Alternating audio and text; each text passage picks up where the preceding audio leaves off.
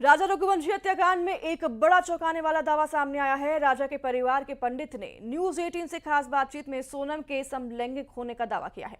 पंडित के मुताबिक इस बात से इनकार नहीं किया जा सकता है कि सोनम समलैंगिक हो सकती है और उसके एक लड़की से संबंध हो सकते हैं। इसी बीच राजा के भाई विपिन ने भी एक बार फिर से सोनम पर तंत्र मंत्र की साजिश का आरोप लगा दिया है।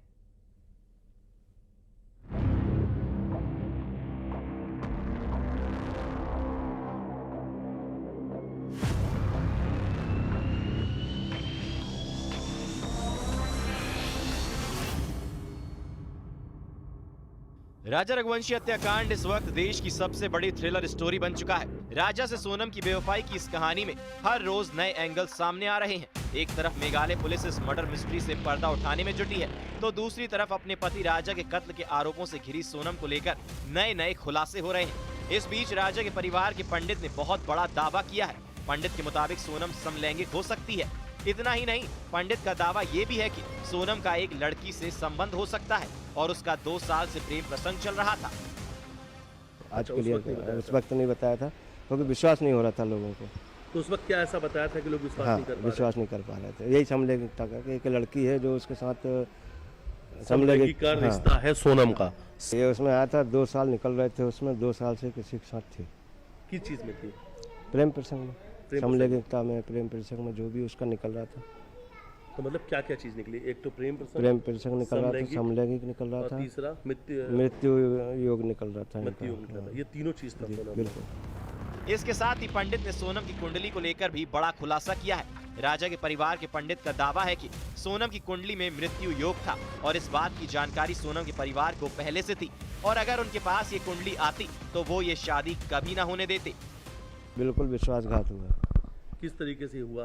क्या उसमें कुंडली में क्या था सोनम के? अब कुंडली में सोनम का ये था कि उसमें 7.5 का योग चल रहा था, साथ में राहु भी था, उसके कारण इनका ये सब हुआ है। हाँ, मतलब इसमें था कि पति की हत्या निश्चित सोनम के हाथों है, ये निश्चित था। अगर ये आपको पता होता तो आप ये शादी नहीं होने देते? देते। अगर एक बार भी वो आपको कुंडली दिखा देते? हाँ, एक बार भी अगर मेरे को थोड़ा सा भनक लग जाती और कुंडली दिखाते तो मैं शादी नहीं होने देता। एक तरफ पंडित का दावा है कि सोनम का किसी लड़की से संबंध हो सकते हैं, तो दूसरी तरफ इस केस में एक मिस्ट्री गर्ल की भी एंट्री हो चुकी है। राजा के परिवार ने इस हत्याकांड में सोनम के अलावा किसी एक और लड़की के शामिल होने की भी आशंका जताई है।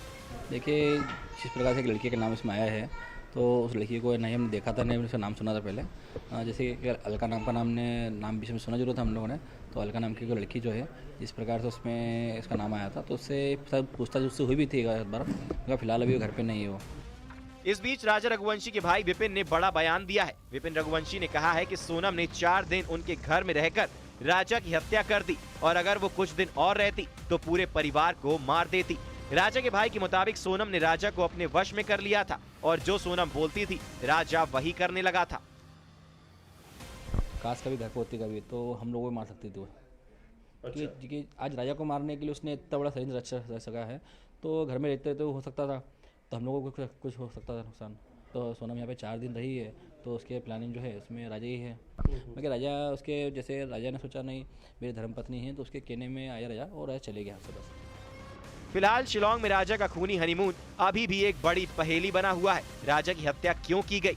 कौन इस हत्याकांड का मास्टरमाइंड है? कौन कौन इस वारदात में शामिल है? राजा की हत्या की वजह क्या प्रेम प्रसंग ही था या वजह कुछ और है? इन्हीं सवालों से अभी मेघालय पुलिस जूझ रही है और यही वो सवाल है जिनकी गुत्थी सुलझाना सबसे बड़ी चुनौती है।